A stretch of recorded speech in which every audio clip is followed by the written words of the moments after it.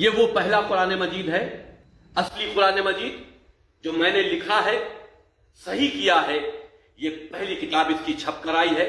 اس کو ہم مسلم پرسنل لا بورڈ کے ادھیش کو بھیج رہے ہیں کہ اس کو پڑھے اور اس کا ادھین کرے کہ ان میں سے جو ہم نے 26 آیتوں کو نکالا ہے اس سے اس میں کیا فرق پڑ گیا، اور جو ہم نے اس کے سورے ٹھیک کیے ہیں جو پہلے قرآن مجید میں کرم وائز صحیح نہیں تھے، جن کو پہلے خلیفہ ابو بکر، دوسرے خلیفہ عمر اور تیسرے خلیفہ عثمان نے اللہ کی آیتوں کو کلیکٹ کر کے کتابی شکل میں بنایا تھا تاکہ وہ دوسرے غیر مسلمانوں ملک پر حملہ کر سکے، وہاں قتل عام کر سکے، ان کی عبادت گاہوں کو توڑ سکے اور وہاں لوٹ کر سکے، اور بعد میں یہ کہہ سکے کہ یہ تو ہمارے قرآن مجید میں لکھا تھا۔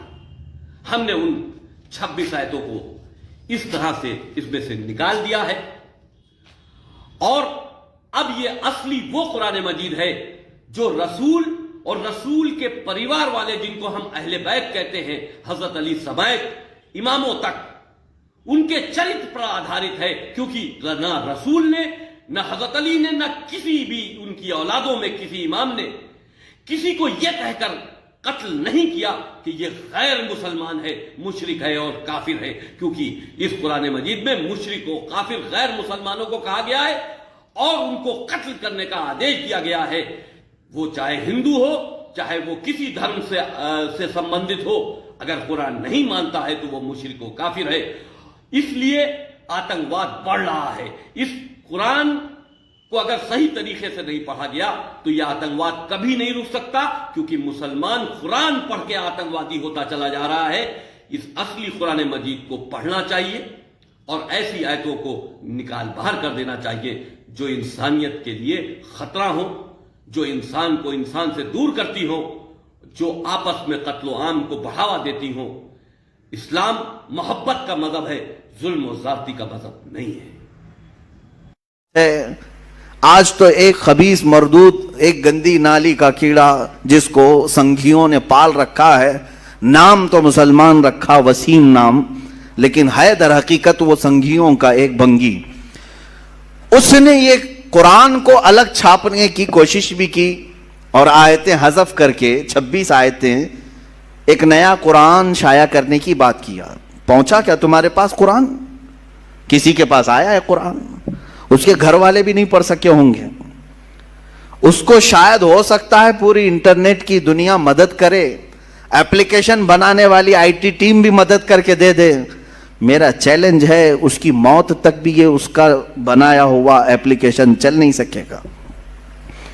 یہ کیا سمجھتا ہے کہ پہلی مرتبہ یہ بہت بڑی ڈینگ مار لیا، بہت بڑا اس نے تیر مار لیا؟ اس سے پہلے بھی بہت سارے لوگ آئے اور قرآن پاک کی تحریف اور تبدیل کی کوششیں کرتے رہے، لیکن چونکہ مولا نے جب یہ کہہ دیا ہے کہ ہم ہی اس کی حفاظت کرنے والے ہیں۔ اور ایک آیت میں تمہیں بتا دوں، اتنی پاورفل آیت ہے، 15ویں پارے کی آیت، رب تعالیٰ فرماتا ہے قُلْ لَئِنِ اجْتَمَعَتِ الْإِنسُ وَالْجِنُّ عَلَىٰ أَن يَأْتُوا بِمِثْلِ هَذَا الْقُرْآنِ لَا يَأْتُونَ بِمِثْلِهِ وَلَوْ كَانَ بَعْضُهُمْ لِبَعْضٍ ظَهِيرًا۔ اے رسول آپ فرما دیں، سارے جنات، سارے انسان مل جائیں اور ایک دوسرے کی مدد کریں اور سب مل کر کے چاہیں کہ میرے اس قرآن کی طرح بنا لیں تو ہرگز وہ بنا نہ سکیں گے۔ اتنا پاورفل چیلنج ہے، نہیں بنا سکیں گے۔ تم نکالنے کی کوشش تو کیے، دوسرا بنا کر کیوں نہیں لا سکے آج تک؟ خرابیاں ڈھونڈنے کی تو کوشش کیے، ایک اور قرآن کیوں نہیں بنا سکے آج تک؟ اس کے میسیجز کیا تم سمجھتے ہو عربوں کی طرح القاریہ ما القاریہ وما ادراک ما القاریہ؟ ایک سورے کو دیکھ کر کے کچھ عرب کے شاعروں نے بنا لیا تھا الفیل ما الفیل وما ادراک ما الفیل خرطومہ طویل۔ اس آیت کے وزن پر انہوں نے بھی سوچا ہم بھی بنا لیں گے، لیکن وہ خود ہی ہنس پڑے بنا کر، ان کو خود ہی لگا کیا بھدا ہم نے بنایا ہے۔ القاریہ ما القاریہ، اس کا معنی ہی کچھ اور ہے، دل دہلا دینے والی۔ وہ قیامت کے متعلق ہے، کیا دل دہلانے والی؟ تم کیا جانو کہ کیا ہوتی ہے دل دہلانے والی؟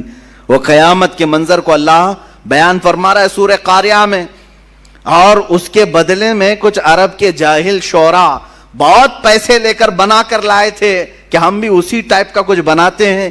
اور بنایا کیا؟ الفیل ملفیل وما ادراک ملفیل، ہاتھی تم کیا جانو ہاتھی، خرطومہ طویل، اس کی سونڈ لمبی ہوتی ہے، اس کی پونچھ چھوٹی ہوتی ہے. اور اس کے بعد پھر ہنسنے لگے، یہ کون سی سورہ ہے، یہ کون سی سورہ بنی؟ وہ خود اپنی بنائی ہوئی چیز پر ہنس پڑے اور پھر پھاڑ کے پھینک دیا. میرے عزیزو، عرب والے جو عربی کے بڑے بڑے بلیغ اور فصیح تھے، ان کے درمیان میرے آقا صلی اللہ علیہ وسلم نے صرف 3 آیتیں لکھ کر کے چیلنج کیا تھا. خانہ کعبہ پر پہلے شاعروں کے شعر لٹکائے جاتے تھے، کیونکہ عرب میں اس وقت لٹریچر کا دورہ تھا. جو سب سے اچھا شعر لکھتا وہ خانہ کعبہ کے دروازے پر لٹکایا جاتا، اور جب کوئی دوسرا اس کا جواب لکھتا تو یہ پہلا والا نکال دیا جاتا، پھر نیا والا لگایا جاتا تھا. مقابلہ ہوتا تھا. یہ مقابلہ کئی سال تک چلا، کئی دنوں تک چلا.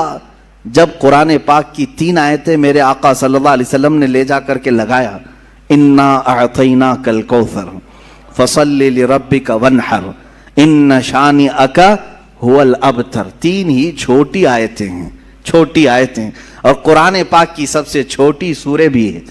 اتنا ہی لے جا کر کے میرے آقا صلی اللہ علیہ وسلم نے خانہ کعبہ کے پاس لٹکا دیا.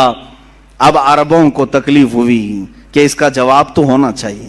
شاعروں کو بلاؤ، پیسے دے کر کے بلایا گیا، آؤ اس کا جواب دو. بہت سارے آئے دیکھے، کیونکہ اس کا جواب لکھنا معمولی نہیں تھا. یہ ہے تو چھوٹی سورہ، لیکن معنی کے اعتبار سے ہر آیت میں ایک سمندر موجود ہے. اس کے مفاہیم، اس کے ترجمے کرنے بیٹھ جائیں، ہر لفظ کا ایک بہت ہی بلیغ معنی ہے، فصیح معنی ہے.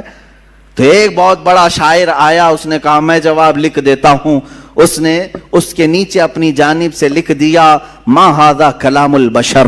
اسی کے وزن پر لکھا اس نے، انا اعطیناک الکوثر فصل لربک وانحر ان شانئک هو الابتر. اتنا لکھا تھا. نیچے اس نے جا کر کے لگا دیا ما ھذا کلام البشر. وہ کہتا ہے میں اس کا جواب یہ لکھتا ہوں، یہ بشر کا کلام ہو ہی نہیں سکتا.